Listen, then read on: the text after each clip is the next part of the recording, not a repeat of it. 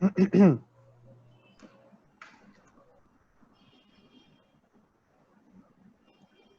Heba, I would start Orchidia video.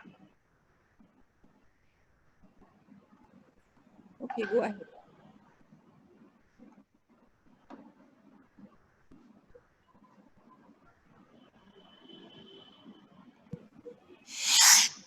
Hello, doctor. Greetings from Orchidia Pharmaceutical. I hope you, your family, and all your beloved ones are safe and in good health. Based on your trust in Fortimox in managing ocular bacterial infection and post-operative cases, today I'm going to talk about the outstanding and unique combination Fortimox Plus, which is prescribed for ocular surface infections combined with inflammation as bacterial conjunctivitis and lid infections as chalazion, stye, and blepharitis. Also, Fortimox Plus is the safest combination because it's a self-preserved ophthalmic solution with less side effects on IOP. Thank you for your time.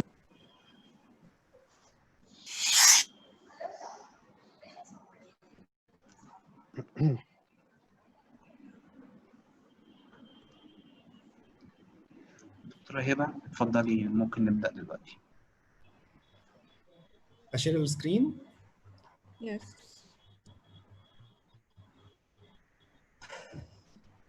Good evening, everyone. It's 9 p.m. Cairo time from Mike, the Memorial Institute Kids Eye Center. We are going, inshallah, today for the second online grand round from Mike. We have a great panelists. We have a great collection of cases. Today we have two sections. The first section will be about pediatric glaucoma, and the second section will be about strabismus. For active interaction and rich discussion, kindly use the question and answer tab to ask your questions. Okay, and we will answer your questions. We want to thank Orchidia for sponsoring our event today. And now, let me introduce Dr. Heba Mitwalli. She is a board member of MIC. She is a consultant of pediatric ophthalmology and strabismus in Mayor since 2014. She had a master of ophthalmology and a master degree. She had the FRCS. She had her fellowship in Maghrabi Eye Hospital, and she is consultant there now. She joined Mayor in 2012. She established the pediatric ophthalmology unit in 2013. She is also my great mentor, and she is a great pediatric ophthalmologist. Good evening, Dr. Heba. Good evening, Mustafa, and good evening for you all, for all the attendees. Good evening, Dr. Duidar, and good evening, Dr. Zainab. Thanks, Mustafa, for your kind words. I'd like to welcome you all to our second MIC grand round online. We are always so proud of all our new and young generations, and so we care to present all our young generation to the whole world. And this is the second day we would present you all to the whole world. We are not working alone. You are the assets and the assets of the MIC. And so good luck for you all today. Thank you, Mustafa. Dr. Zainab, good evening, Dr. Zainab.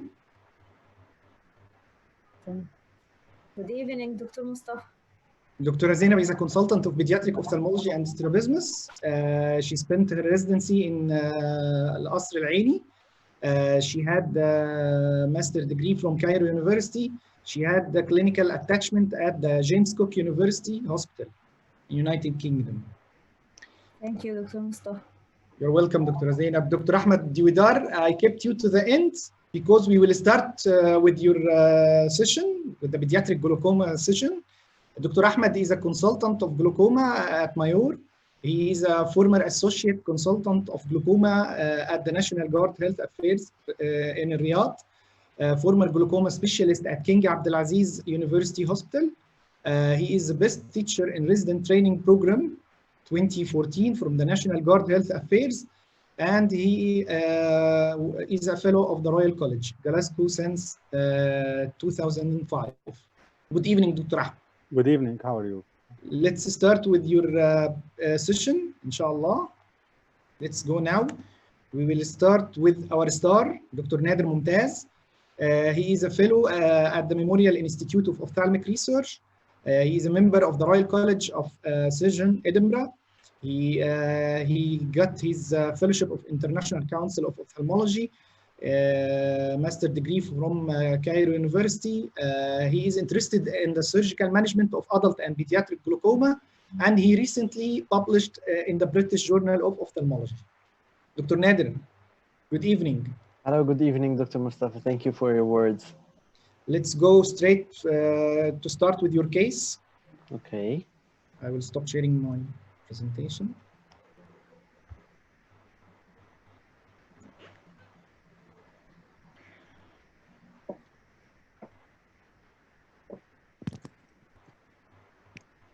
So good evening, all the professors, doctors, and colleagues from Egypt and from all over the world.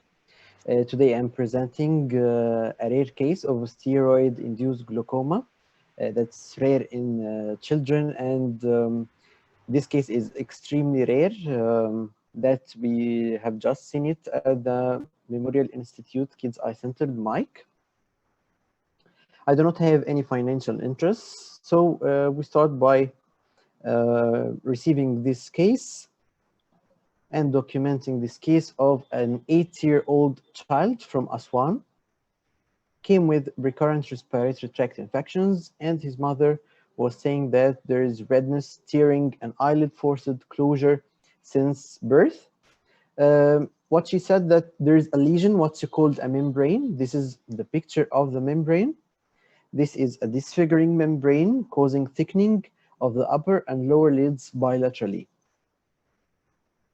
He was almost using prednisolone acetate eye drops for approximately 7 years. Other eye drops like getafloxacin, nepafenac, and eye lubricant, and full anti-glaucoma medications in the form of combined brinzolamide timolol maleate eye drops, travoprost, and he used brimonidine recently. This is the picture of the child. This is really a painful picture of this child. So we are facing a case of bilateral membranous conjunctivitis affecting the palpebral conjunctiva. There was a question whether it was a true or a pseudomembrane, and we will know later in the presentation. On examination, we found that there were corneal ulcers and erosions in both eyes. We tried to measure the vision. Visual acuity was 360, that does not correct bilaterally. And we used the iCare 200 tonometer to measure the IP because it was very difficult to measure it by Perkins, and it was 32 millimeters of mercury on the maximum tolerated medications. And we confirmed the measurement by the tonopen. We are aware that the iCare increases the mean IP by 2.3 millimeters of mercury than the Perkins tonometer. And upon fundus examination, there were advanced glaucomatoscoping, almost 0.9 bilaterally. So this is a case of steroid-induced glaucoma secondary to ligneous conjunctivitis, to the use of eye drops. Ligneous conjunctivitis in the literature is reported in less than 200 cases. It's a rare form of chronic conjunctivitis. As genetics may be an MCQ question, it's autosomal recessive, and we will know why I'm stressing on the hereditary autosomal recessive. It's bilateral, causing wood-like fibrin-rich pseudomembrane. This disease is sight-threatening as it causes glaucoma, as in this case. Also affects the cornea in the form of corneal scarring, vascularization, infection, or even melting. It's also a life-threatening disease because the development of ligneous membranes on mucosal surfaces can cause death if blocks the tracheobronchial tract, for instance. This case is extremely rare as it's not reported at all in the literature, a case of ligneous conjunctivitis with congestive dilated cardiomyopathy. And that's why it was very difficult to do a general anesthesia for such a child, and we need only one session, one surgical procedure, so that to cure the glaucoma and the ligneous membranes. The etiology of such condition are mutations in the plasminogen gene, and this is because of the deficiency of the plasmin-mediated fibrinolysis, the type 1, the quantitative type of the plasminogen deficiency. I'm going to talk about the pathophysiology because this may affect our decision to treat this patient. Usually this starts with the minor trauma, the words in red, activating the wound healing cascade, and then fibrin matrix deposition. At this stage, the plasmin degrades the fibrin clots, but this is not the case here due to the plasminogen deficiency. So the fibrin will be the same, and upon surgical excision, this will exacerbate the inflammation, causing more and more formation of pseudomembranes, and then this is a cause of trauma that will activate the wound healing cascade, and then a vicious circle occurs. So what's the decision? What can we do? Maybe a question to the Paul. Karim, bring up the poem. We need to know what are you thinking of? What to do for this patient?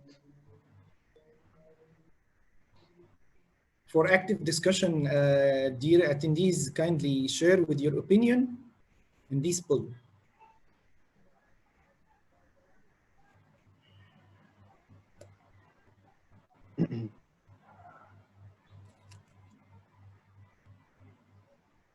Dr. Ahmed, I will ask you about your opinion at the last of Nader's presentation. Okay, okay, Dr. Mustafa.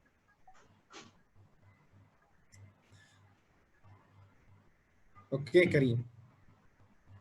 Thank you, Karim.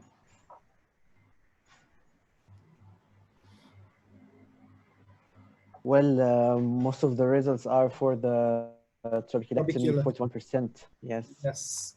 The second, the same deep sclerectomy and cyclodestructive procedures, glaucoma drainage devices, less, and the least is laser trabeculoplasty. So let's talk about this with sharing the ideas with all of the audience. Using laser trabeculoplasty in children, and in this case, it's very difficult to insert the gonio lens due to the ligneous membranes. And if we treat the glaucoma, what will we do for the ligneous membranes, this disfiguring and causing the corneal erosions and scars? Trabeculectomy, deep sclerectomy, glaucoma drainage devices, or even cyclodestructive procedures are all invasive for this child, and they will activate the wound healing cascade, and then the fibrin will come. And trabeculectomy, deep sclerectomy, and other devices, or even cyclodestructive procedures, will be too invasive for the child. And what about the follow-ups with the membranes? So, our MICI protocol for such cases, we did almost 3 cases till now. We did surgical removal of the ligneous membranes, followed by amniotic membrane transplantation, and we used hourly heparin eye drops. We do not have the commercially available the hydroheparin eye drops here in Egypt. We use the ampoule of heparin that's found in the operation rooms, and this paper is saying how should we prepare the heparin eye drops. If you have 5,000 international units, this will be perfect. You can take it by the syringe and then inject it in sterile drop bottles.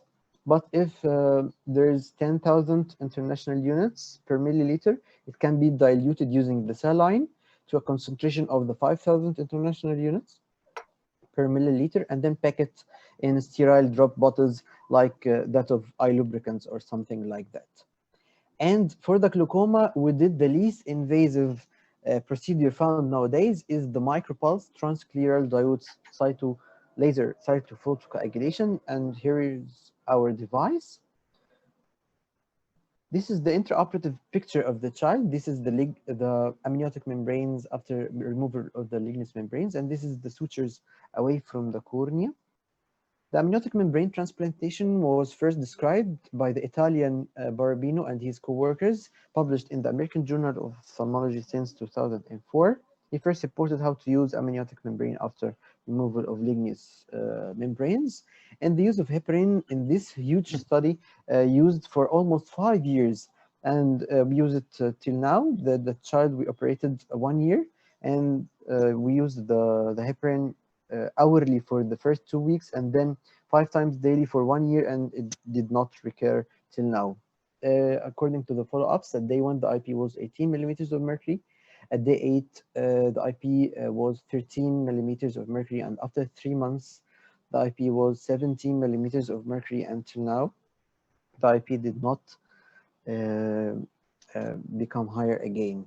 So our messages in the era of COVID: to stay connected messages, that lignous conjunctivitis is a sight and life-threatening disease. Variable treatment options are available, but with high recurrence rates. A novel technique of surgical excision with amniotic membrane transplantation, followed by topical heparin, may be the most effective.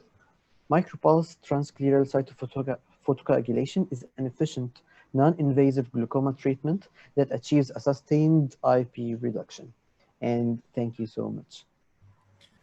Thank you, Dr. Nader. Thank you so much for this interesting case.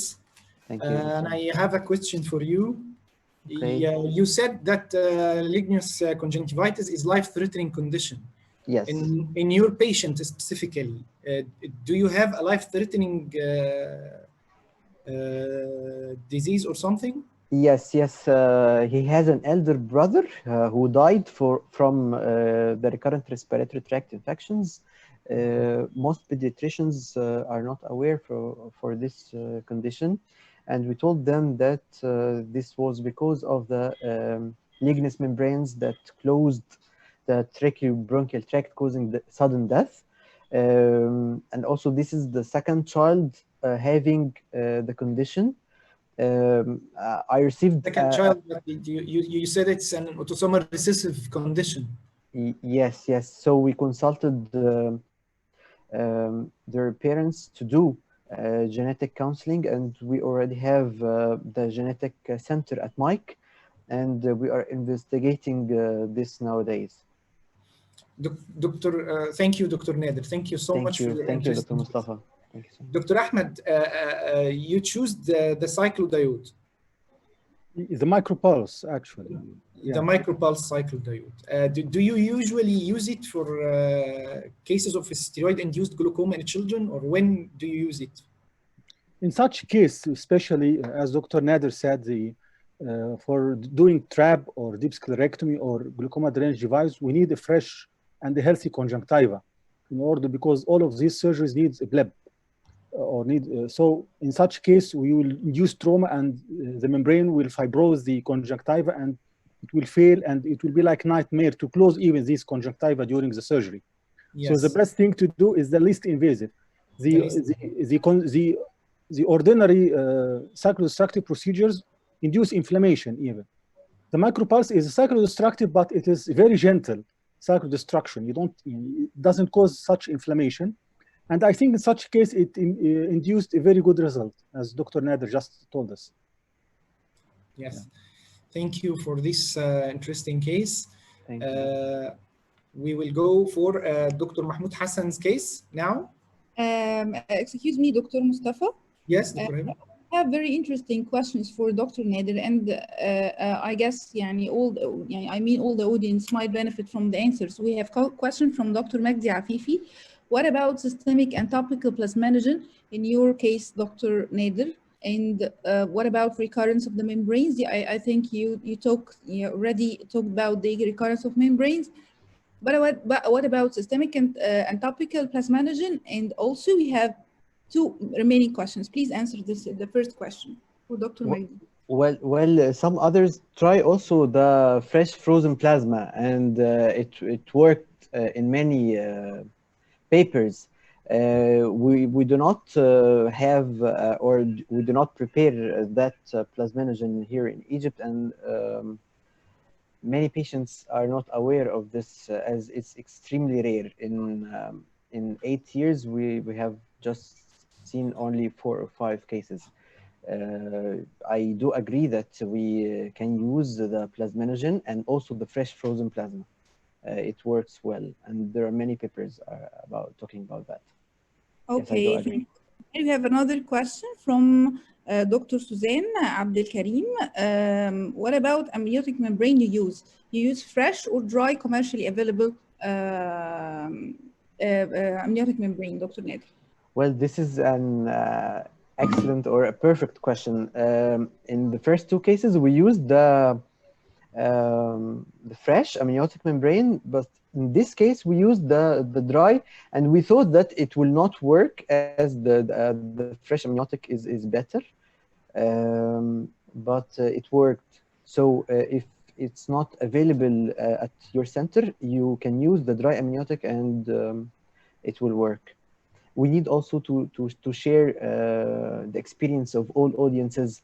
We know that it's an autosomal recessive condition, so it may be in areas with positive consanguinity in our region. So we'll be very happy at Mike to share the experience of these doctors as the plasminogen, and I want to know the results of the plasminogen if you use it, doctor, and this will So be perfect.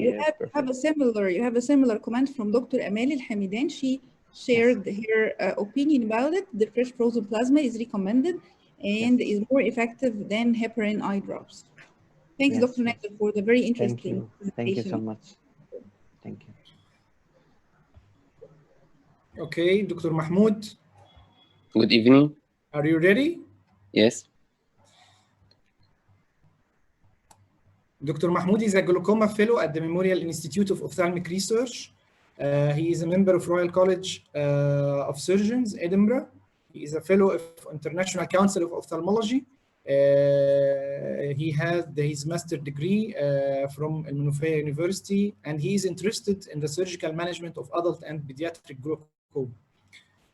Let's go straight for your interesting case. Okay, I will start sharing my screen.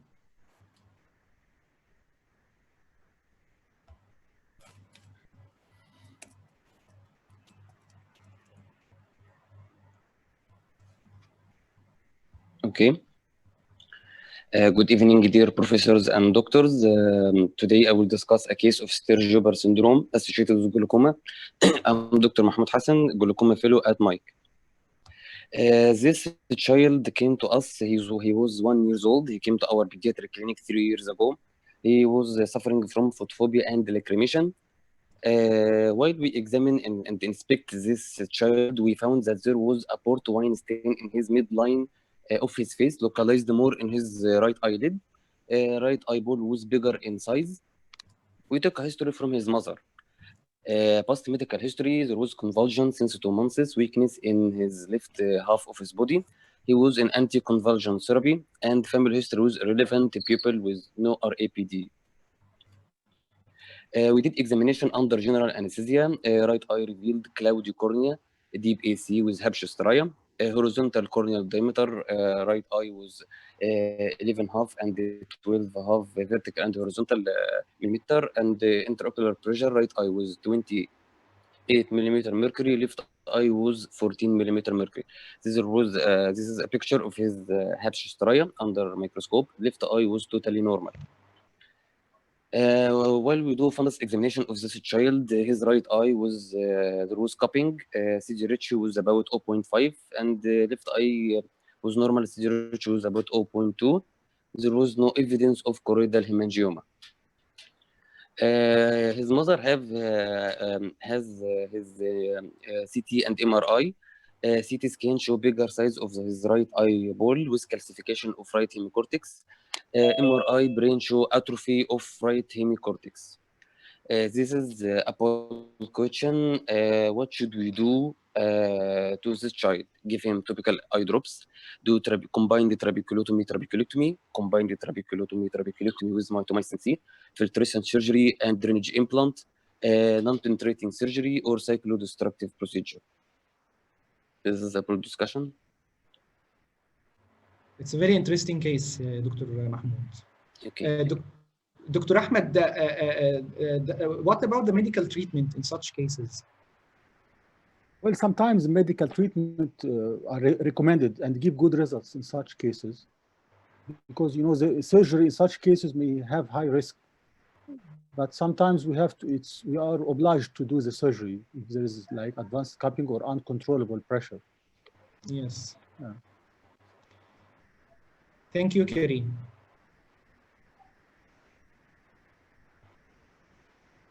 Okay, most of our attendees choose the trabeculectomy plus trabeculotomy plus mitomycin C.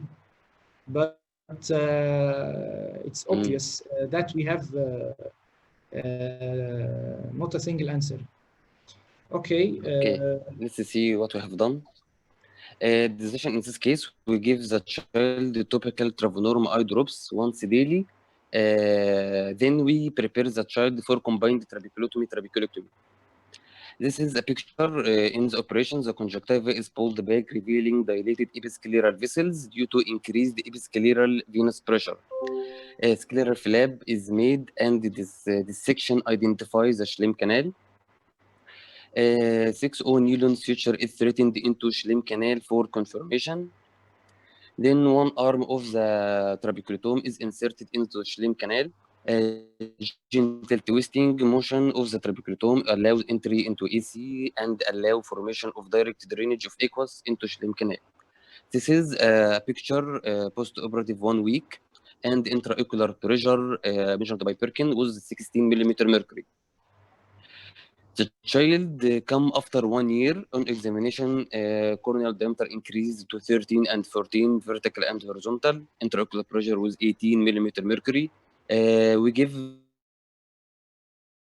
the child latanoprost. After 1 week of giving him latanoprost, intraocular pressure decreased to 12 millimeter mercury. Dr. Mahmoud? Optic disc evaluation with CD ratio on the right eye. Yes. Okay, I'm here. Follow up after 1 year to pediatrician for management of his seizures and refer him to physiotherapist for hemiparesis.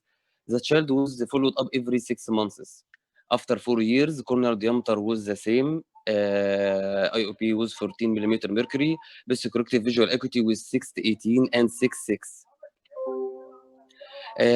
Now we will discuss a little bit about Sturge-Weber syndrome. It is one of the phacomatoses. It is hamartomatous hemangioma affecting the face, eyelid, which increase the risk of glaucoma and choroid. Pathophysiology of the glaucoma resistant to aqueous outflow due to elevated episcleral pressure plus or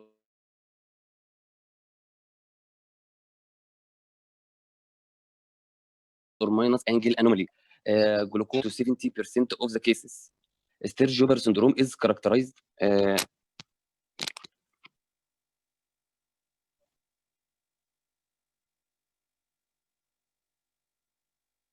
Sturge-Weber syndrome is characterized by classical triad, port wine stain of his face, leptomeningeal capillary venous malformation, and ocular abnormalities.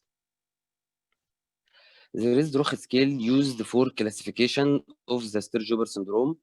Both facial and leptomeningeal angioma may have glaucoma. It is type 1. Type 2 facial angioma alone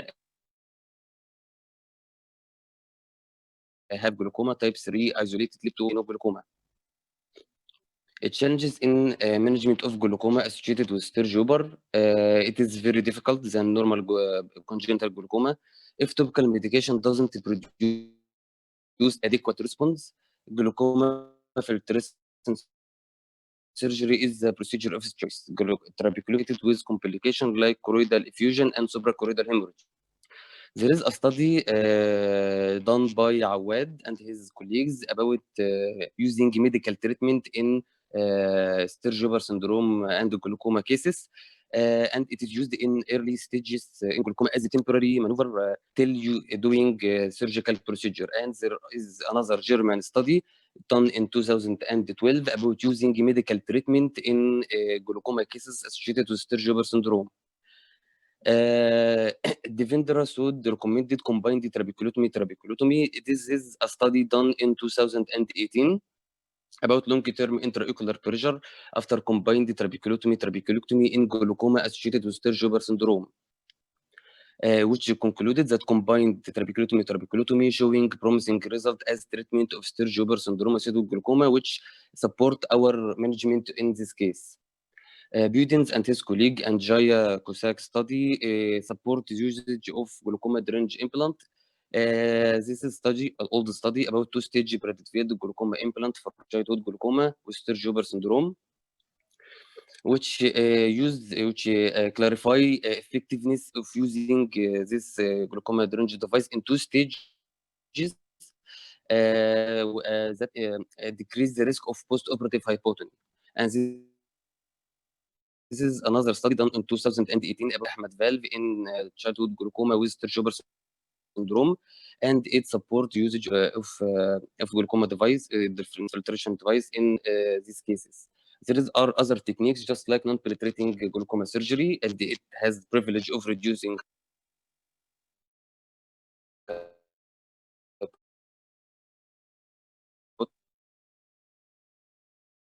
and cyclodestructive procedures, and pressure with hyperosmotic agent, placement of posterior sclerotomy prior to entering the eye, pre-placement of flap sutures or additional tight sutures during trabeculotomy, use of velvet or two-stage glaucoma drainage device as a study before, reduce therapy of choroidal hemangioma prior to intraocular surgery.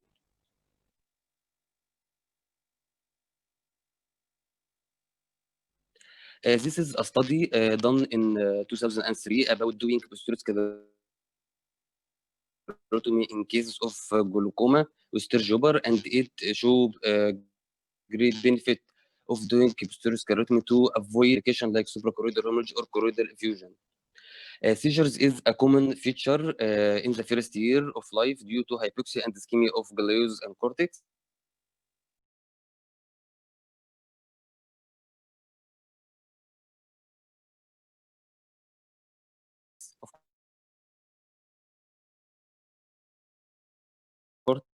Mental retardation always associated with style is multidisciplinary approach to involve pediatrician, ophthalmologist, physiotherapist, and psychiatrist, increase with sport one stints.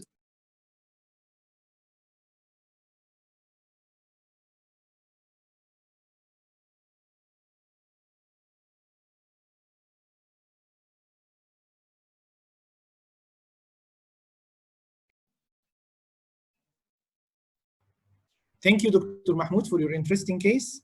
It's not an easy case of glaucoma. So I would like to ask you about risk factors of intraoperative complications in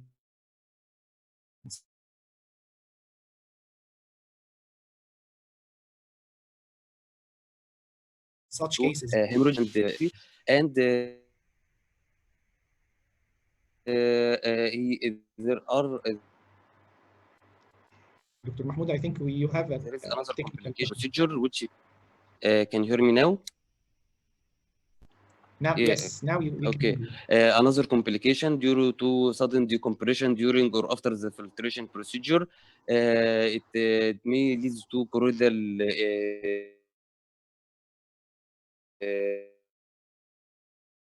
choroidal effusion.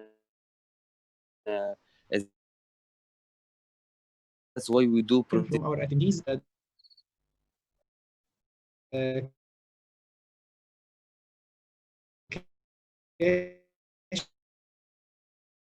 Use the mitomycin in this case. Yeah.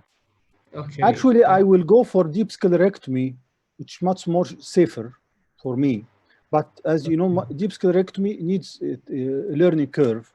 So you need someone very expert to go to do it. Otherwise, you may perforate the choroid or cause bleeding or need someone very, as a learning curve, need someone expert to do a deep sclerectomy in such case. So in such cases, in such cases, you prefer to do deep sclerectomy combined with the trabeculectomy? with the trabeculotomy, yeah. Trabeculotomy, yeah, sorry, Yeah. with the trabeculotomy. And mitomycin also.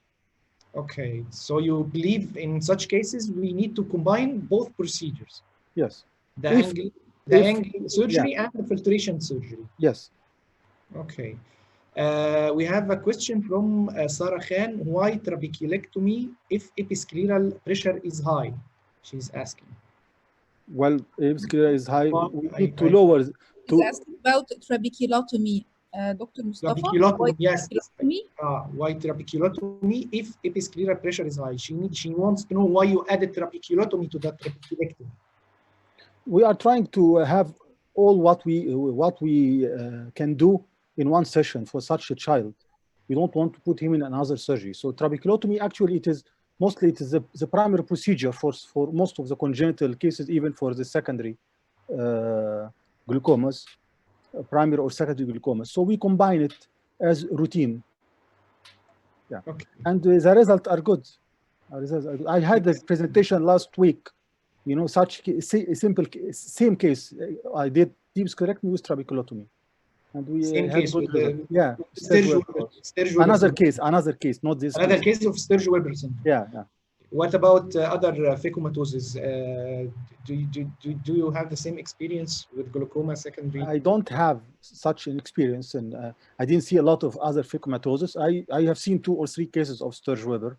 Yes. I didn't meet other new phacomatoses actually, but mostly it will be the same. We'll do the same procedure, regarding that the angle is not infiltrated by a nevus or by neurofibroma or something like that. Okay, the pediatric glaucoma was very interesting. Thank you, Dr. Ahmed. Thank you, Nader. Thank you, Mahmoud. And now we will proceed to the strabismus section. Karim.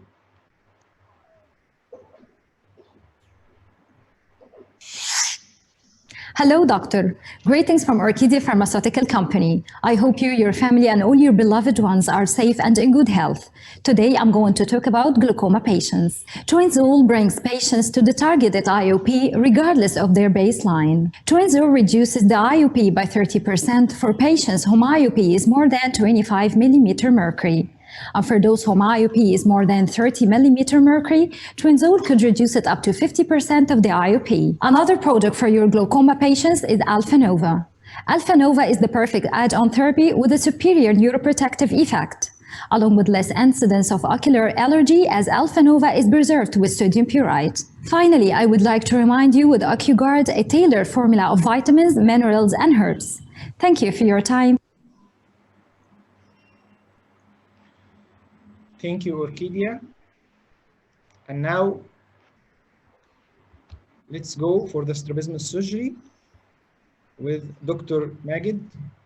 Dr. Magid, good evening. Welcome, Dr. Mustafa. Dr. Magid is an upcoming star, I believe. He's a fellow of pediatric ophthalmology and strabismus at Mike. He had his master's in ophthalmology and the Egyptian Fellowship of Ophthalmology. He is very interested in dealing with the children and in strabismus. Okay, Dr. Magid, let's go for your interesting case. Can I share my screen? Yes, you can, please.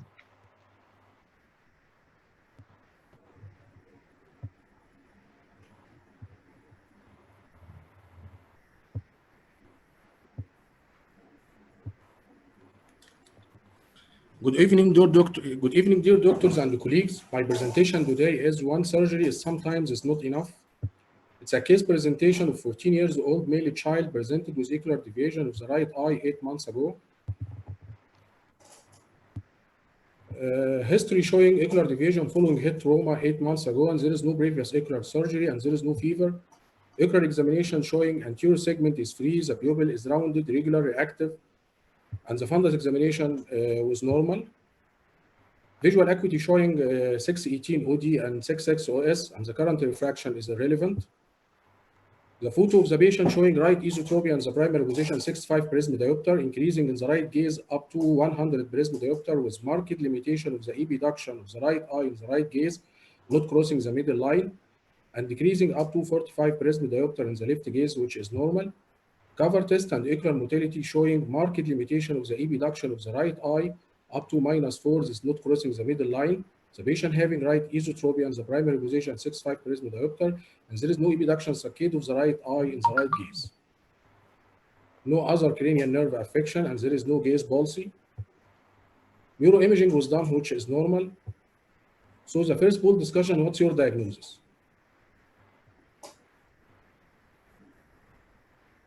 Right 6 nerve palsy, right medial wall fracture, decompensating ET, or right Duane syndrome. Dr. Magid, would you please bring back the photos of the motility so our attendees can judge well? Yes, the patient has ET in the patient primary has position. right esotropia 6.5 prism diopter in the primary position, increasing in the right gaze up to 100 prism diopter, and decreasing in the left gaze up to 45 prism diopter. Thank you, Karim.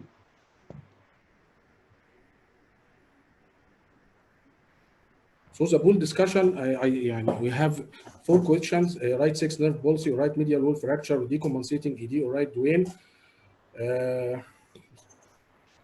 Okay. Almost all. 65% having most right 6 them, nerve yes. palsy. Yes. And this is a diagnosis. Okay. The Yes. patient having right 6 nerve palsy, yes, the patient, because the patient having ocular deviation 8 months ago with marked limitation of the epiduction in the right gaze up to -4, but there is no epiduction saccade and associated with widening of the palpebral fissure in the right gaze, indicating this is right 6 nerve palsy. Right medial wall fracture is a very rare possibility. When we are having medial wall fracture with trapping of the medial rectus muscle, also we are having esotropia in the primary position with marked limitation of the epiduction, but with narrowing of the palpebral fissure. Decompensating ET, usually it's a commitant strabismus, but my case is incomitant. Right Duane retraction syndrome, usually dating since birth, is associated with narrowing of the palpebral fissure, not widening of the palpebral fissure. So it's a case of right traumatic 6 nerve palsy. Another pool discussion, your management. Karim. Either right medial rectus recession with split tendon transfer Hummelsheim in the same setting, medial rectus recession with full tendon transfer naboresidual, botulinum toxin of the medial rectus with split tendon transfer Hummelsheim, bilateral medial rectus recession with more recession with a sound eye. It's a very interesting case. Thank you, Dr. Mustafa. Dr. Aiba, what's your favorite approach in such cases? You are asking me, Dr. Mustafa? I'm asking Dr. Aiba. Thank you, Dr. May. Okay, okay. أنا for my case, يعني for my opinion, I prefer first to tackle the pathology. In those cases, a case of 6 nerve palsy, after 1 year, it is supposed for the patient to have a very tight medial rectus. So the first thing I do in those cases, I usually make the force reduction test and check whether the medial rectus is tight or not, and then make recession of the medial rectus first, and then make to do half tendon transposition of the Himmelsheim, the split tendon, and I add lateral rectus tucking as the first intervention. I do all these steps in the first intervention because I believe in the that some fibers might be acting in the non-functioning muscle during the clinical examination, while the muscle might have some acting fibers and add to my treatment and be stable for a long time. And so in those cases, I do this first. I never do transposition without adding medial rectus recession in the same setting in the first intervention. Yes. Let's see what Dr. Magid did for the case and what was his results. Okay. Okay. The first choice, yes, is my preferred choice. As this patient having ocular deviation 8 months ago and with marked limitation of the epiduction in the right gaze up to -4, having very poor lateral rectus function, so the patient will have a great benefit from the vertical recti muscle transposition. But vertical recti transposition alone will not have a good effect, so we are adding medial rectus incision with it. So what are we going to do? My plan, first force reduction test, which is negative, confirming that is right 6 nerve palsy. And we are going to do large medial rectus incision with Himmelshine procedure in the right eye with some modification for more improvement of epiduction. Himmelshine procedure, we are splitting both superior rectus and inferior rectus muscle into two halves, splitting up to 14 millimeter posterior to allow free mobility of both halves before suturing it on either side of the lateral rectus muscle according to the spiral of Thorax. We added prox resection, resecting 5 millimeter of the lateral half of superior rectus muscle and the inferior rectus muscle before suturing it to the lateral rectus muscle. We added also right modification, about 5 millimeter, suturing the lateral halves of both inferior and superior recti muscle to the lateral rectus about 5 millimeter from the lateral rectus insertion. Today, post-operative, the patient is orthotropic in the primary position. There is improvement of epiduction. Now it's crossing the middle line, which is good. But the patient coming 6 months post-operative with recurrent esotropy again about 20 breaths in diameter. That's primary position, esotropic in the primary position, normal left gaze, limited epiduction of the right gaze, but crossing the middle line. So another pool management, Karim. Either medial rectus resection of the contralateral eye, re-resection of the ipsilateral medial rectus muscle, or large resection of ipsilateral paralyzed lateral rectus muscle. But, okay. Dr. Zainab, Yes. are you with us? Yes, with you. Resection of ipsilateral paralyzed lateral rectus muscle. I've done it twice, and actually, with me, it was of no value. So I didn't try it again. While re-recession, medial rectus recession of the contralateral eye, I think this is the best. Re-recession of the contralateral eye. Yes. لا recession medial rectus recession of the contralateral eye, it's Medial rectus de novo. yeah. Yes. Okay. So I have a comment on the case, Dr. Magid. I didn't notice whether you did a medial rectus decision immediately in the same session or not. I didn't notice. In the same setting. I did medial rectus incision with Himmelshine procedure in the same setting, about 7 millimeter. Okay. And you did not do any lateral rectus resection? No. Just medial rectus incision with Himmelshine procedure. So if you're not convinced about talking of the dead muscle that seems to be dead in your clinical examination, you need to do the active generation test before deciding to do tucking or not. You cannot judge the muscle is not working by just the clinical examination. You need to do the active generation test to detect whether the muscle has some remaining activity or not. And so in this case, if you add the lateral rectus tucking, even if you're afraid of the anterior segment ischemia, you might have a tucking which is very preserving to the vascular supply of the anterior segment of the eye. And so you can add the tucking of the lateral rectus anyhow, because what it would hurt, well, nothing. You have nothing to lose if you add a lateral rectus tucking in your case. Okay.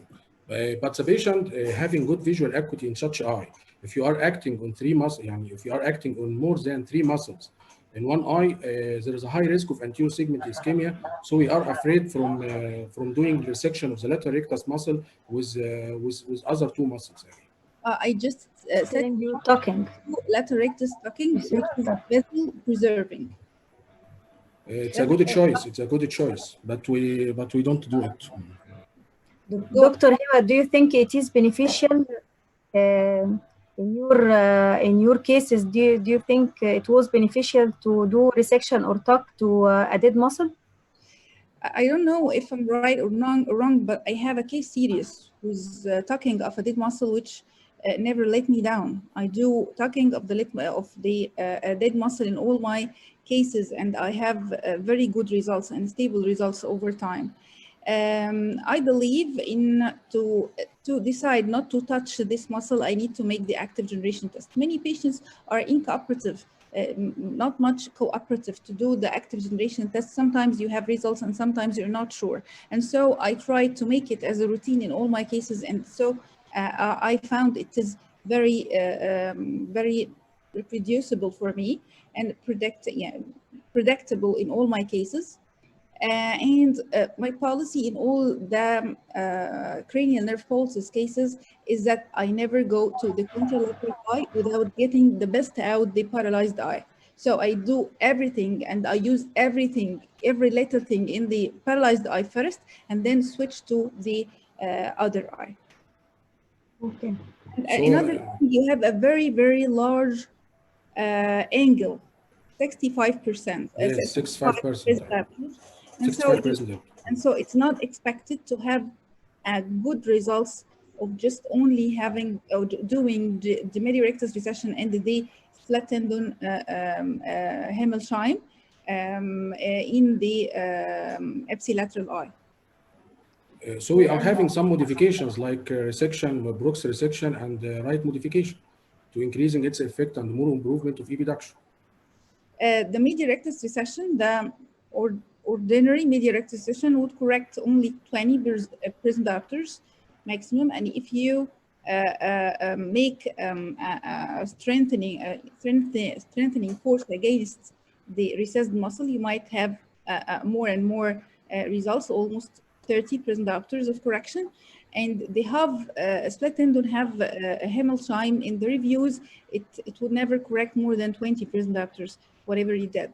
And so I guess it's not enough from the first, from my expectation, it's not enough for me. And so I add the tucking of the dead muscle, even to have just a boost of 10 present diopters only. And so I have a good results from the first session. Okay. Dr. Heba, I did it. It was like a leash effect. I did it, yes, twice. It's not much, but it was as if leash effect for about 1 month. It was temporary. And then it, again,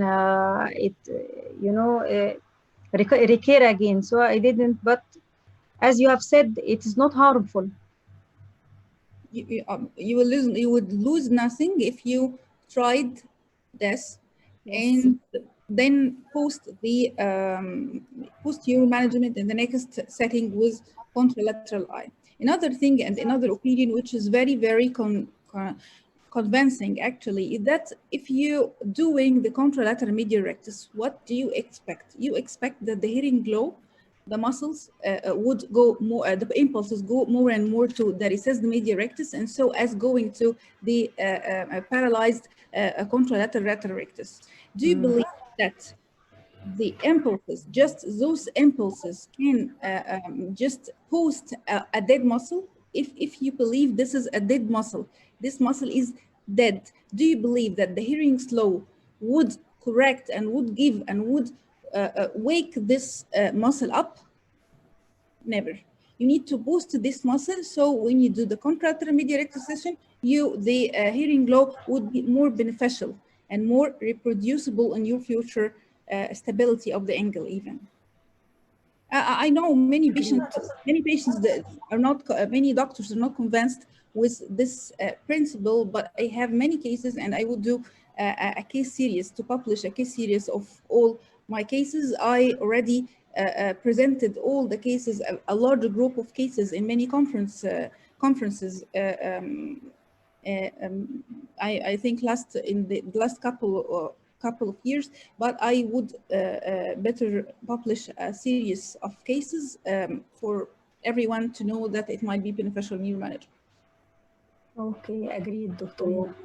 So, Okay. Dr. Heba, you believe in strengthening a virtually dead muscle, but the pull is coming with medial rectus recession of the contralateral eye.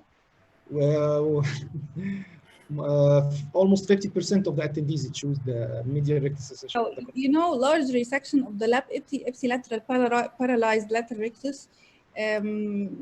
It's satisfactory results for me, because I think 1 year ago nobody would talk about this this might be helpful for him. And so I'm very satisfied with the 33% that I affected the audience opinion in all my lectures. Thank you. Okay, Dr. Magid, please. So, okay. So my preferred choice, medial rectus association of the contralateral eye-like audience, but the problem here, the mother of the patient is refusing to act on the sound eye. It's a very big problem. So what are we going to do? Our plan, large re-recession of the ipsilateral medial rectus muscle.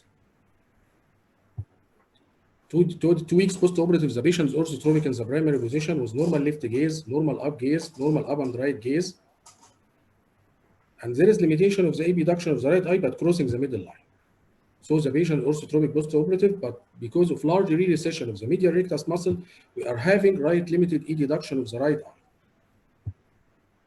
Pre-operative, the patient was isotropic 65 prism diopter, and after the second surgery, the patient is orthotropic now. Isotropic and the patient orthotropic now, and he is still orthotropic until now.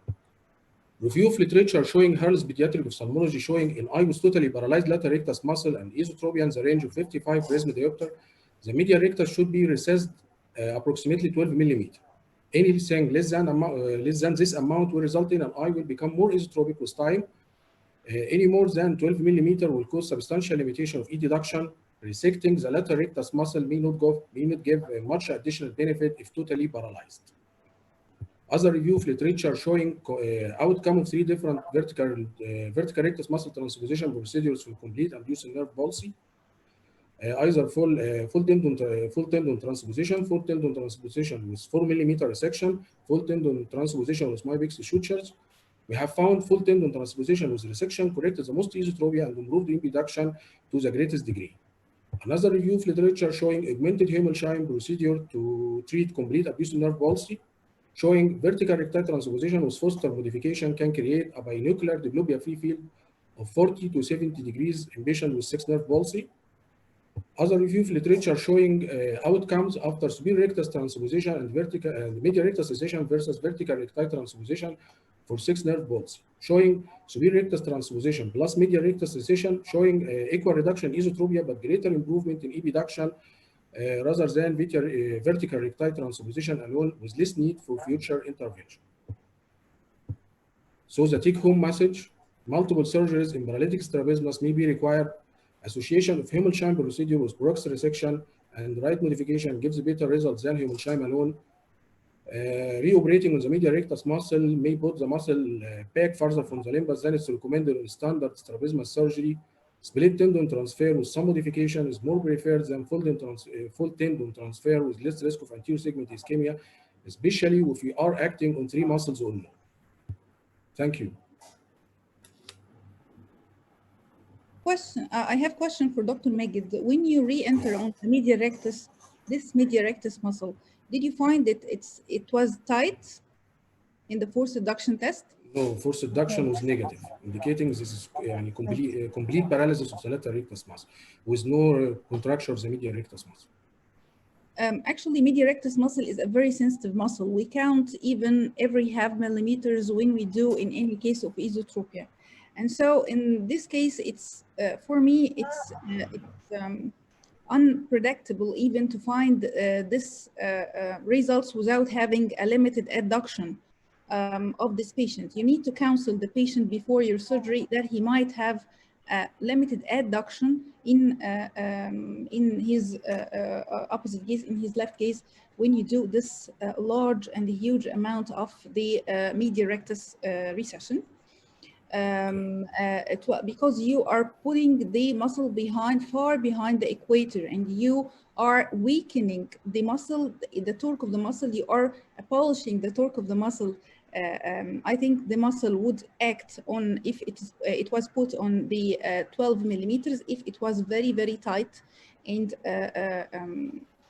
otherwise, if it's the force reduction it was negative, I think the patient would have definitely limited adduction. And I'd like to check, you bring back the photos of the patient to check the adduction. If you if you did not have any limited adduction, you're lucky. In this case, yeah, you're so lucky in this case if you did not have any limited adduction.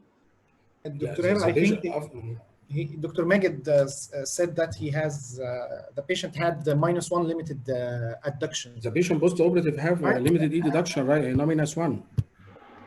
This How many patient, the photos of the patients you took already those photos how long after the surgery? 2 months. 1 month after surgery. Sorry, 1 and 2 months after surgery, up to 2 months. after surgery. And when did you do this case? Okay, yeah, the first surgery was about wait. 6 months. Then the patient coming again after 6 months. We are doing the second surgery and we are following it until 2 months after surgery. Okay. Second surgery. Okay, I think this patient needs a very strict follow-up because you might find a limited adduction over time increasing. And I'd like to listen to Dr. Zainab's opinion about the case. What is your opinion, Dr. Zainab?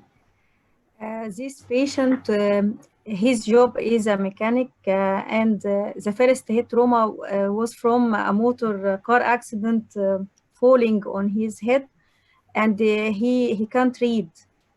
So I told him that it will be a convergence problem after the surgery, and he was so happy, yeah, agreed very much that he will do it. So we have counseled the patient.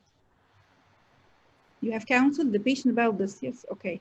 And what is your preferred technique for transposition? Only the Hamilton, or you try other techniques, the Janssen, the other techniques in the transposition? What is your opinion?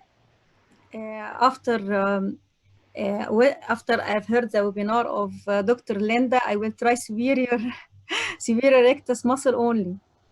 Superior rectus muscle only. Okay, great. We have already two studies are done right now on evaluating the superior rectus transposition for the limited abduction, or for one of them for MD thesis, the MD thesis of Dr. Mustafa Azab, and the other in our research center to evaluate this technique. I do believe in the superior rectus transposition only. And interestingly, some surgeons, like Dr. Akmal Rizk, he believes in inferior rectus recession transposition only.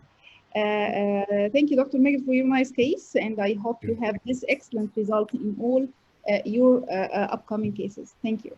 Thank you. Thank you, Dr. Heba. Thank you, Dr. Zain. We have some questions from the attendees. The first question from Dr. Kashif. Dr. Zainab, when can we do the operation in cases of post-traumatic sixth nerve palsy? Timing of intervening. 6 months post-operative. 6 months post-operative. Okay, Dr. Fay Al-Mahmoudi is asking, he says resection of dead muscle doesn't work in our experience. I think this question is for you, Dr. Heba. I know you answered this question. I answered already. Yes. He asked the question before I answered. I just answered. It is my own experience, and I'd like to emphasize that it is to post your management, to aid your management. It's not the main strategy. It's not your main strategy. It is just as a helping muscle before you tackle the other eye. It's my strategy in many cases, and even in the third nerve palsy, you might watch our previous webinar, the operation on strabismus. Thanks, Dr. Fay, for your question. Thank you, Dr. Heba. Dr. Magid, Dr. Kashif is asking about the risk of anterior segment ischemia after operating on 3 muscles on the same session. In this case, we are going to do we have done medial rectus incision with half tendon transposition of superior and inferior rectus muscle, preserving half of the anterior ciliary vessels with less risk of anterior segment ischemia. If we are going to do medial rectus incision with full tendon transposition of superior rectus and inferior rectus muscle, violating major contributor to anterior segment circulation, this increases the risk of anterior segment ischemia. So my it's better to not acting with 3 muscles or more in the same setting to avoid the risk of anterior segment ischemia, which is very difficult and irreversible. The last question from our great mentor, Dr. Ayman Al-Ghunaimi. He asks you, Dr. Magid, if you did performed an active force generation test for this patient before operating, before the first surgery. Have you done it? Actually, no. We are doing force reduction test, which is negative, indicating that is a complete paralysis of the lateral rectus muscle, and there is no restriction, no contraction of the medial rectus muscle. Dr. Heba, you said a very good tip about performing the active force generation test, so we can evaluate the strength of the lateral rectus. Thank you, Dr. Heba. Thank you so much. Me and Dr. Ayman are friends, and so we have the same moment. Know that a long time ago.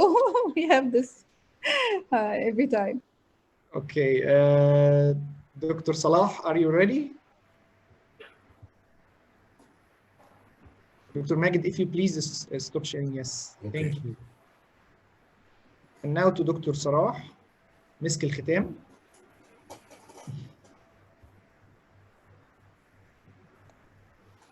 Dr. Salah is a great fellow of pediatric ophthalmology and strabismus in our beloved Mike. He had his master's from Qasr Al Aini, and his area of interest is strabismus. Dr. Salah, please share your screen. Okay.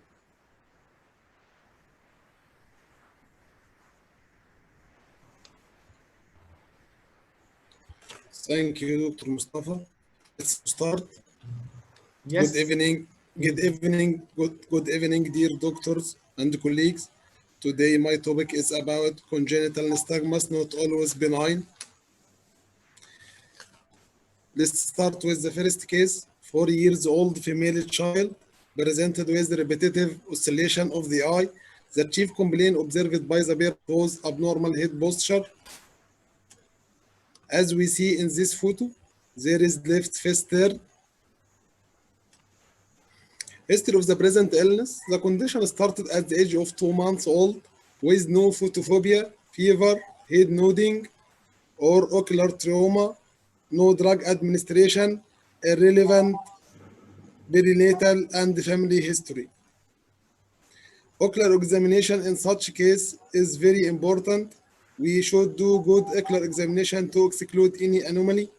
Visual acuity was 6/9 in both eyes with this cycloplegic refraction. Anterior segment examination was free, rounded regular reactive pupil. Dilated fundus examination was normal. There is left face turn and free ocular motility. This is the video for our patient. We have conjugate, horizontal, uniplanar, jerky nystagmus. Its direction is to the right with null point.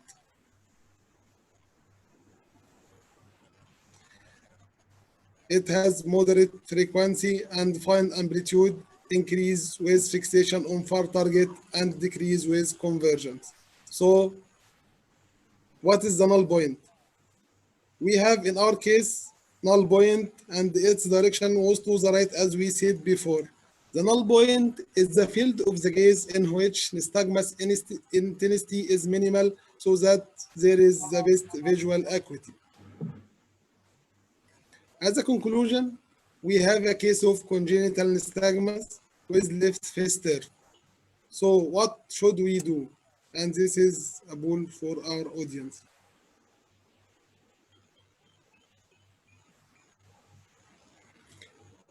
Refer to neurosurgeon, give gabapentin, put a prism to correct the abnormal head posture, Kistin boom procedure, neuroimaging, or recessing all four thigh muscle. We are waiting for you.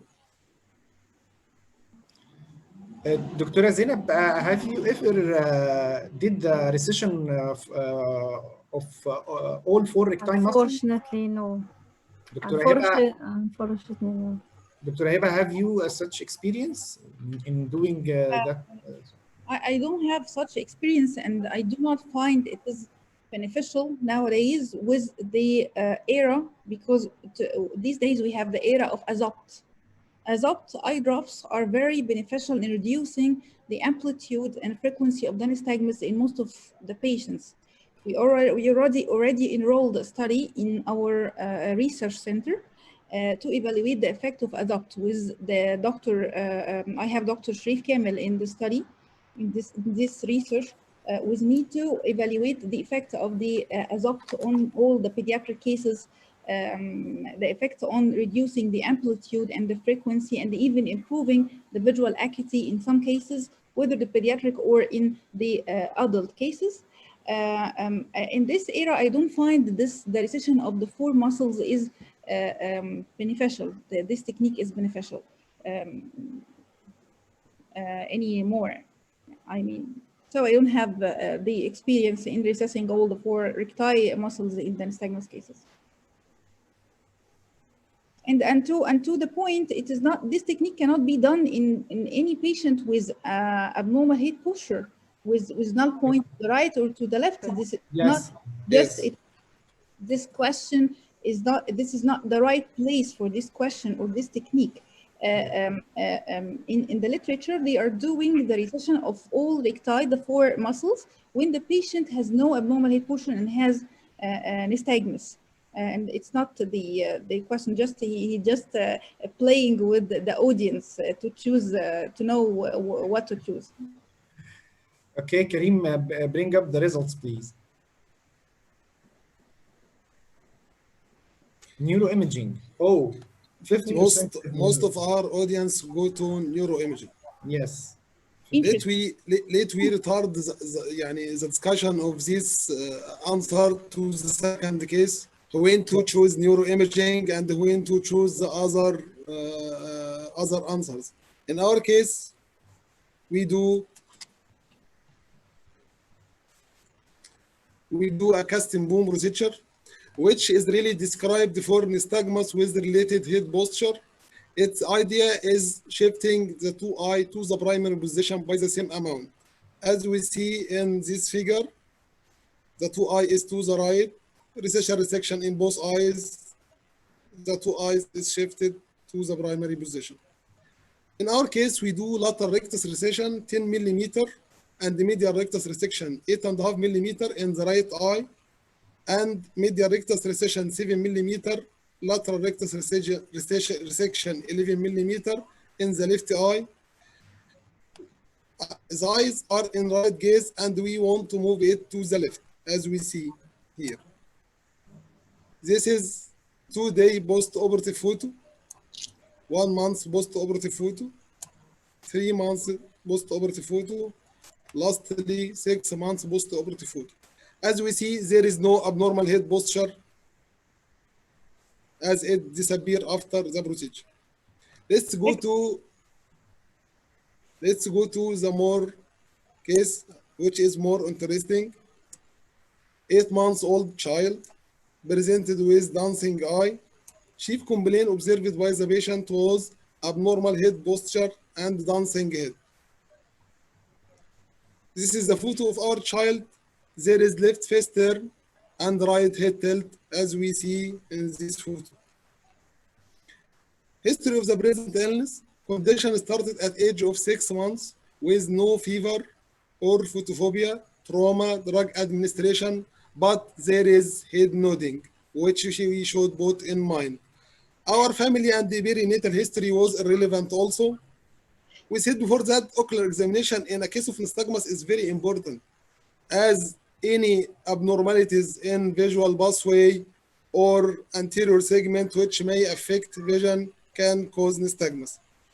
Visual acuity in such child can't be detected. He can fix and follow. This is his cycloplegic refraction. Free ocular motility. There is head nodding.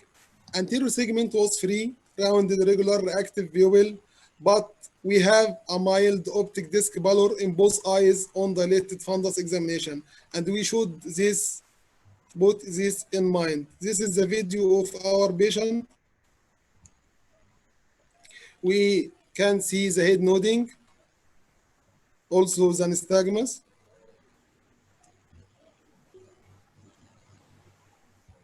Which is conjugate, horizontal, uniplanar, jerky nystagmus.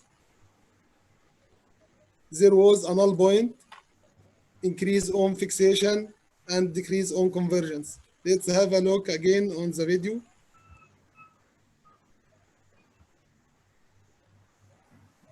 This is the null point.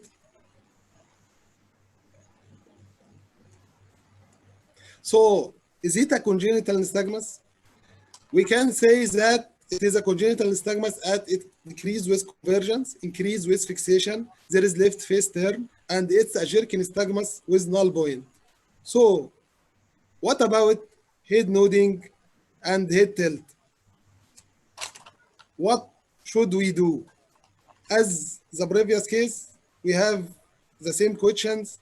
What about our audience answer? Let's go to the second one. So, Dr. Salah, in the first case, we didn't have head nodding, Yes, and in this case, we have head nodding. we have head nodding in this case, and we have abnormal fundus examination in the form of pale optic disc. Yes. The other finding is the same about head tilt and the description of the nystagmus. I think this is a turning point, finding a pale Yes. optic disc and also the head nodding. Yes.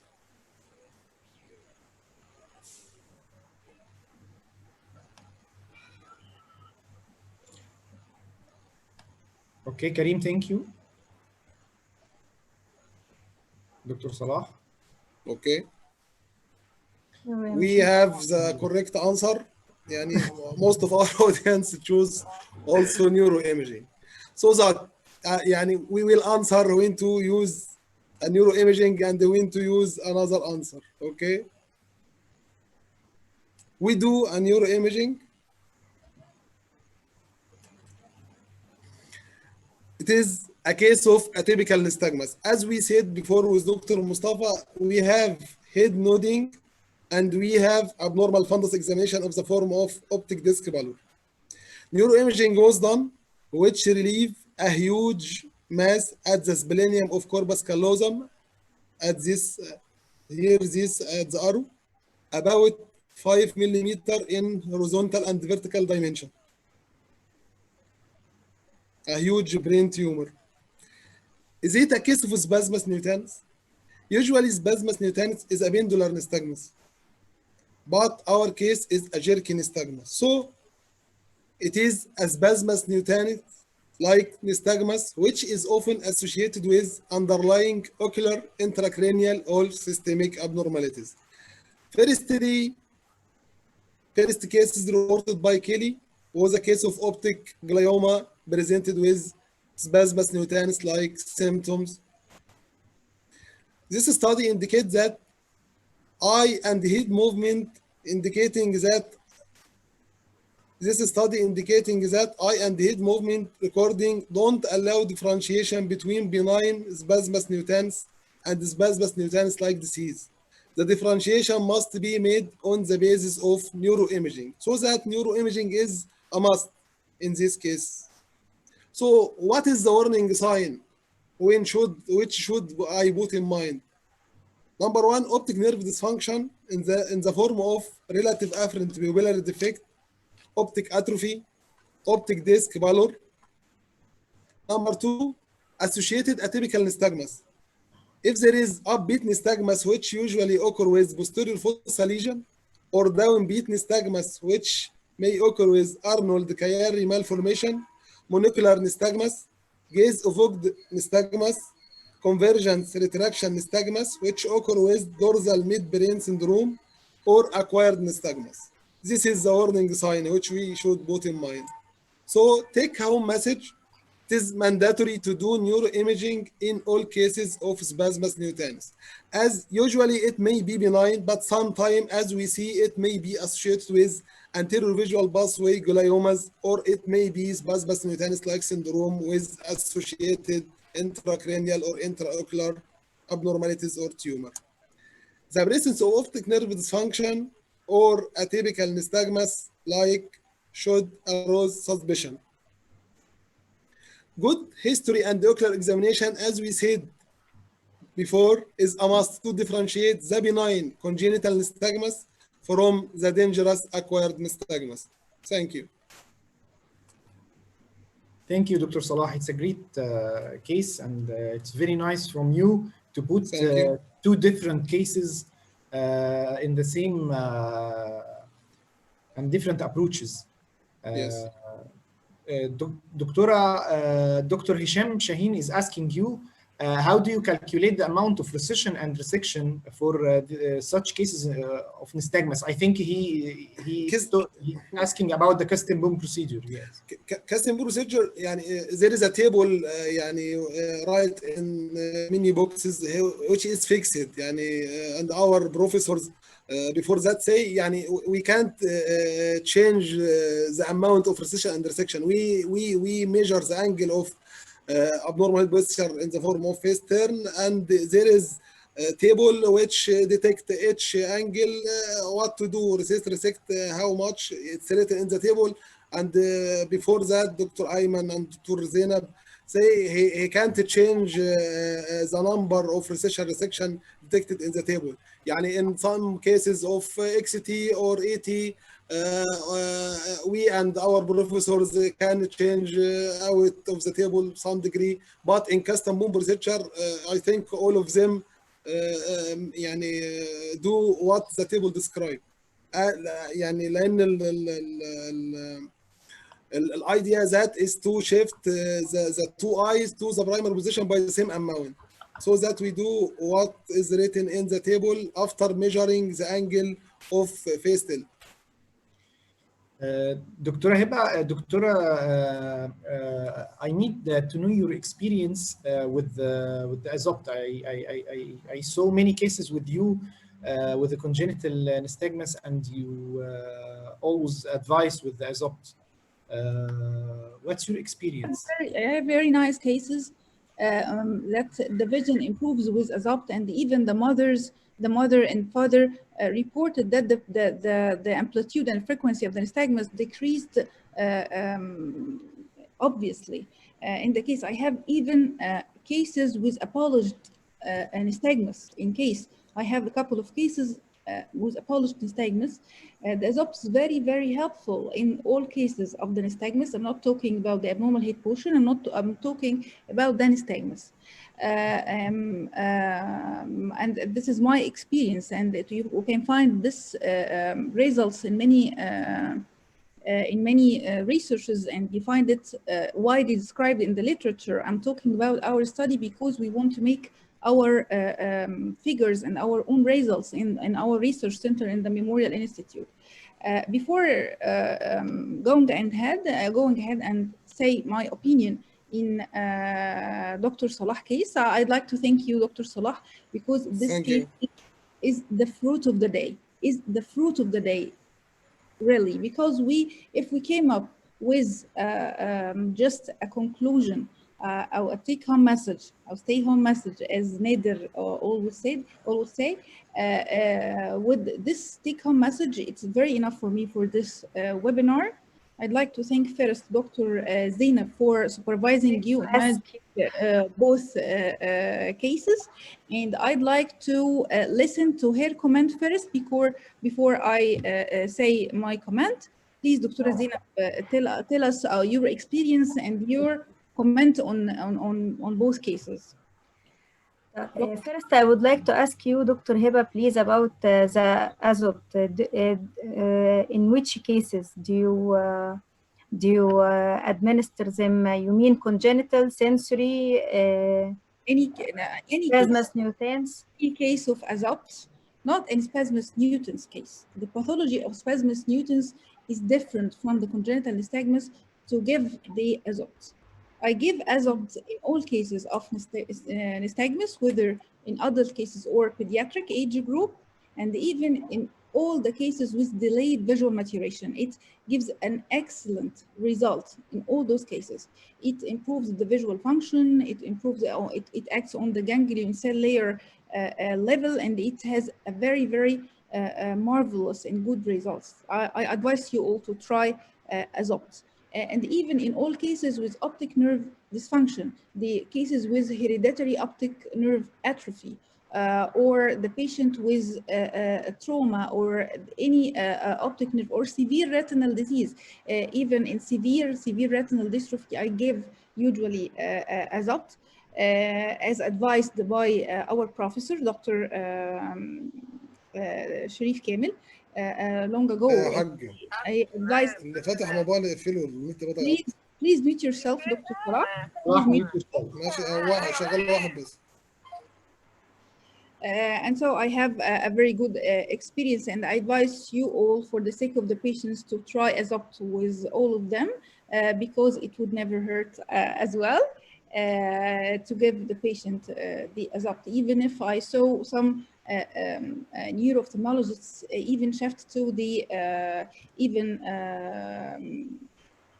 they combined not only the brinzolamide, but also to combine with the beta blockers. And I just want to emphasize that the brinzolamide molecule is the only molecule that would give this result. I'm not talking about the dorzolamide. I'm talking about the brinzolamide. Again, I'd like to listen to your comments about the cases, Dr. Zina, before commenting on these cases. I think this case might raise a very, very hot discussion. When you ask for neuroimaging, Dr. Zainab, in your cases? As Dr. Salah said, first of all, if it is multiplanar, if it is uniplanar, maybe I have some relief. But if it has multiplanar or upbeat, downbeat, I order neuroimaging. Also, the history with the onset is very important for me, because I have read about something called the Bruns nystagmus. It's like congenital nystagmus, straightforward, as Dr. Salah said. Although Bruns nystagmus, it has also horizontal, not always uniplanar, sometimes multiplanar. But it has, when looking to the side of the lesion of the pontine, cerebellopontine angle, it has a low frequency, high amplitude, while in the other gaze, it will be high frequency, low amplitude, as if the amplitude is much slow, or the intensity of the nystagmus is slower, as if it is null point, although it has a cerebellopontine angle tumor. So if we have a patient like Dr. Salah with null point and the posture, so it is for long time, so it is straightforward. But history is a must. If this onset is acquired recently, with that type of Dr. Salah said, also horizontal and increasing gaze and decrease in the other gaze, as if null point, it may be cerebellopontine angle tumor also. It may need imaging also. Okay, thanks, Dr. Zainab. I want to wrap it up. If I were in the place or in the shoes of all the audience, I would get in a great mess when to order MRI or neuroimaging, and where not to order. We have sensitive cases and situations when you in the gray zone, you don't know whether to ask for a neuroimaging or not. In the first case, you had a congenital nystagmus. In the second case, you had a spasmus nutans. There is a difference between those entities, and there are many similarities. The onset is very important, but you did not say a very important point, because the congenital nystagmus usually had the onset before 6 months. 6 months, yes. The spasmus nutans cases, or the spasmus nutans like syndrome, might have an onset after 6 months. 6 months, So yes. it's a very, very important point for all the audience and the young generation to know. But sometimes in your office, you might have a big history from the mother, and so you need other characters that you depend on to differentiate whether it is congenital or it is acquired. Of course, if you had an older child, you can ask him whether, can you see this the things shaking in front of you? Do you have oscillopsia? If he said yes, I have oscillopsia, you would acquired nystagmus. But what if you don't have, if you have a nonverbal, or even a child 6 months old, or even a child 10 months old, the mother does not know when the nystagmus starts. There is 10 characters of the congenital nystagmus that we depend to conclude this is a case of congenital nystagmus. It is horizontal, uniplanar, decreased with conversions, increased with fixation, and this type already has the abnormal head posture and the null point as well. But what about the cases with are very, very, very deceiving, the cases with the triad of head nodding, nystagmus, and the abnormal head posture. And this is the area of concern today. What if I have a case of the nystagmus, head nodding, and abnormal head posture? This triad has a wide differential diagnosis. It might be as simple as an infantile nystagmus syndrome, the ordinary and the very common infantile nystagmus syndrome. You might have a spasmus nutans like cases, and you might have the benign spasmus nutans, and you might have the neurological spasmus nutans, which Dr. Salah just said. It is the patient had already optic atrophy. In this case, it is for me, it is not a spasmus nutans like case. The spasmus nutans like syndrome are the cases with spasmus nutans features but with abnormal vision. In cases with retinal dystrophies, achromatopsia, and all those cases, those are the spasmus nutans like syndrome cases. So we have 4 entities: the benign spasmus nutans, the neurological spasmus nutans with optic nerve gliomas, the spasmus nutans like syndromes, and the infantile nystagmus syndrome. The head nodding actually is not an associated pathology. It is not an associated pathology. It is a compensatory mechanism, because the patient might have dissociated nystagmus, the different nystagmus in the right eye and left eye in the amplitude, or even monocular nystagmus. And when he make this head nodding, he had his nystagmus slower in the frequency and more symmetric, and he can see better. And so this is a compensatory mechanism. You can find this compensatory mechanism with the infantile nystagmus syndrome. And so don't judge. I myself had just in my clinic yesterday a case with head nodding and congenital nystagmus, but the story started with just nystagmus, and then the patient after 6 months developed head nodding to and abnormal head posture to improve and maximize his vision.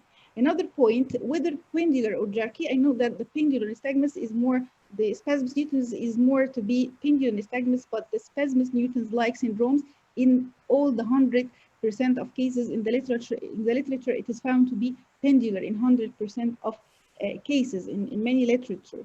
And so it is not the differentiating strong point between the 2 entities. But I like too much, and I love the take-home message of Dr. Salah that in all cases of spasmus nutans, please ask for neuro imaging. Just look for the history, for the onset, whether before or after 6 months old. Please, if you are comfortable with the congenital nystagmus and you have all the characters, the abnormal head posture, do not be that much astonished and surprised with the nodding, because it is a maximizing, compensating mechanism to maximize the vision of the patient. Thank you so much, Dr. Salah, for the very interesting case and the fruit of the day. Thanks for you all, our fellows, even fellows of the pediatric ophthalmology and the strabismus, or even the pediatric glaucoma, all the fellows of the mic. Thanks, Dr. Mustafa. Thanks, Dr. Ahmed.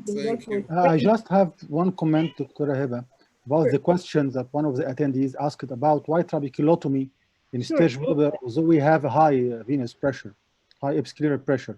Yes. In cases of Sturge Weber, we have 2 mechanisms of glaucoma. One of them is the increased episcleral venous pressure, which cause back pressure on the other mechanism is angle anomaly. Some of these cases have angle anomaly, so we are addressing the angle anomaly. Maybe we don't know exactly the mechanism in such case, maybe both mechanisms or one of them. So we are addressing both mechanisms. This is just to clarify my answer. Thank you for your. Thanks, Dr.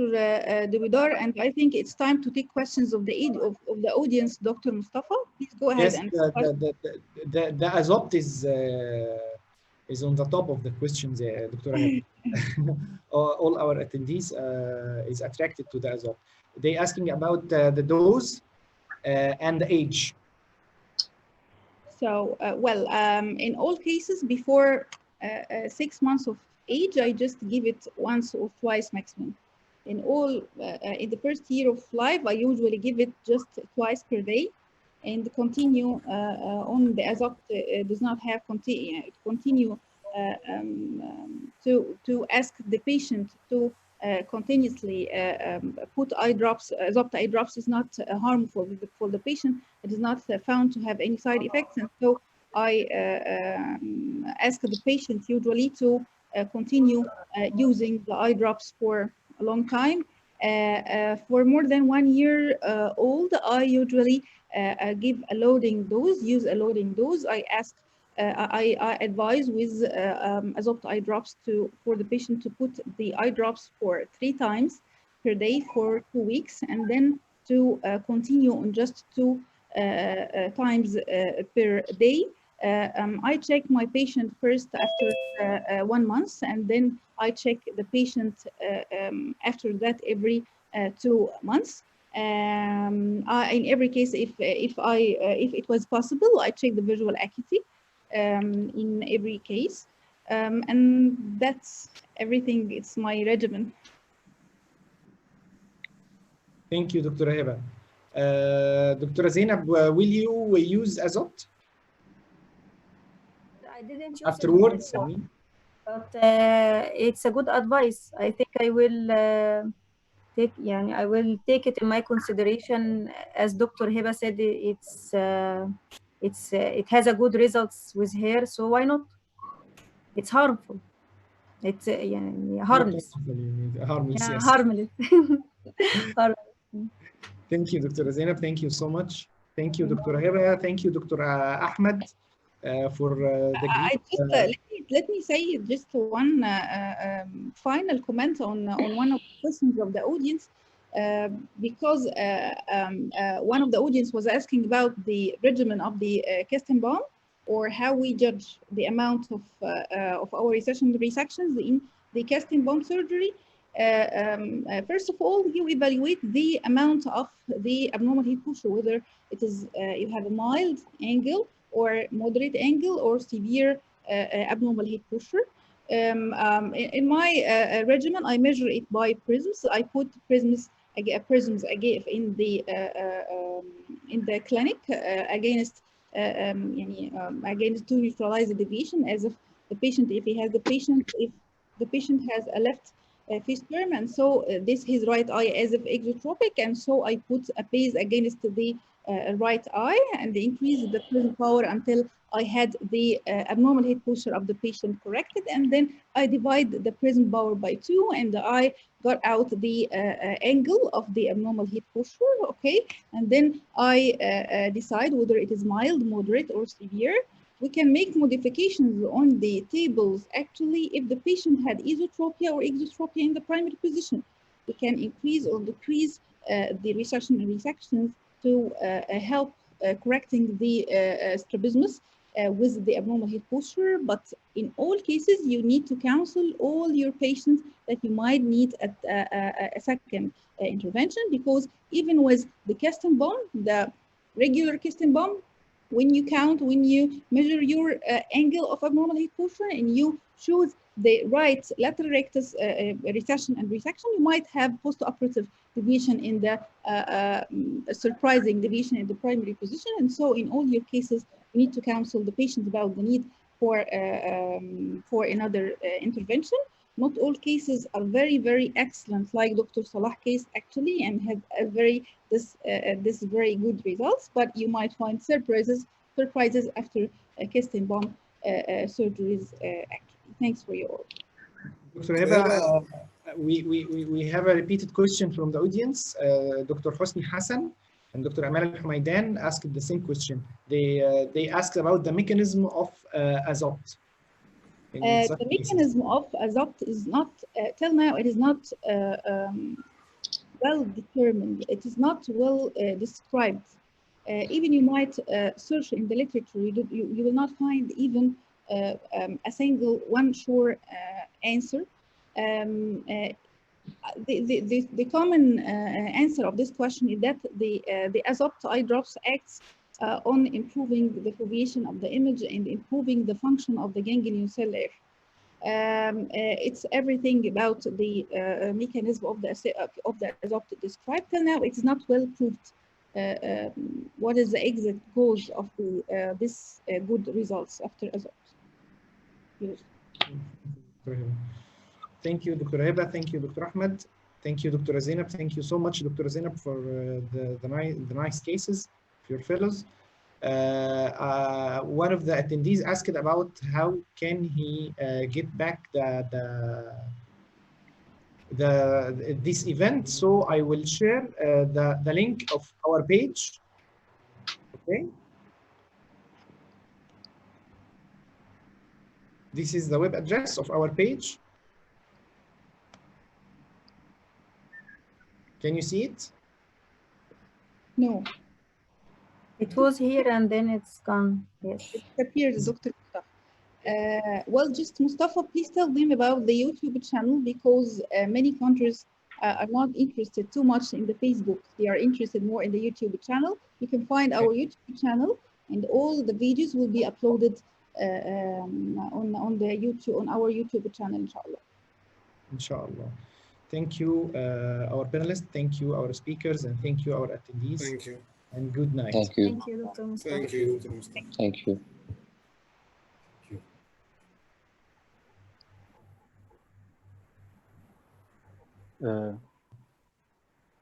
كريم كده Hello, خلاص. doctor. Greetings from Orchidia Pharmaceutical. I hope you, your family, and all your beloved ones are safe and in good health. Based on your trust in 40mox in managing ocular bacterial infection and post-operative cases, today I'm going to talk about the outstanding and unique combination 40mox Plus, which is prescribed for ocular surface infections combined with inflammation as bacterial conjunctivitis and lid infections as chalazion, stye, and blepharitis. Also, 40mox Plus is the safest combination because it's a self-preserved ophthalmic solution with less side effects on IOP. Thank you for your time.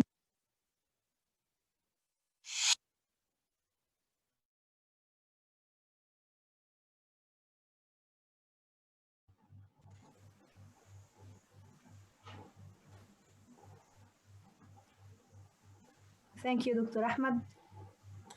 Thank you, دكتورة زينب. دكتور أحمد بيه. ثانك يو يا خلاص جماعه. احنا مضطرين ان احنا نقفل، احنا لسه اون اير، فاحنا ثانك يو على كده وهنقفل. يعني احنا كده مش هنكمل بعض، مش هنكلم بعض، خلاص هنخرج كلنا. اوكي. لو حضرتك عاوز نعمل جروب تاني نتكلم فيه مفيش مشكله، بس مش هينفع نكمل كلام هنا. طيب. طب نعمل